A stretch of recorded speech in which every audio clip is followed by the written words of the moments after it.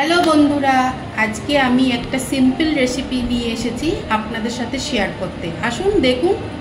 প্রথমে আমি নারকেল কোড়া নিয়েছি, তারপর 2 চামচ ময়দা, চালের গুঁড়ো 2 চামচ, চিনি অল্প স্বাদ অনুসারে নুনটা সামান্য হলুদ দেবো, সামান্য পরিমাণে হলুদ।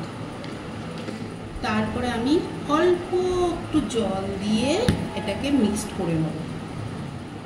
এবার এটাকে ভালো করে মিক্সড করে নেব। এই দেখুন, একদম মিক্সড করে নিয়েছি ভালো মতো, এরকম। এবার আমি এখানে সাদা তেল দিয়েছি, গরম হয়ে গেছে। এবার হাত লাগিয়ে এরকম রাউন্ড শেপ করে জাস্ট একটু ট্যাপ মেরে এইভাবে দিয়ে দেবেন তেলে। প্রথমে মিডিয়াম আঁচে ভাজবেন, তাহলে ভেতরটা কাঁচা থাকবে না। তারপরে আঁচটা একটু বাড়িয়ে দেবেন, এরকম ছোট ছোট বল করে দিয়ে দেবেন।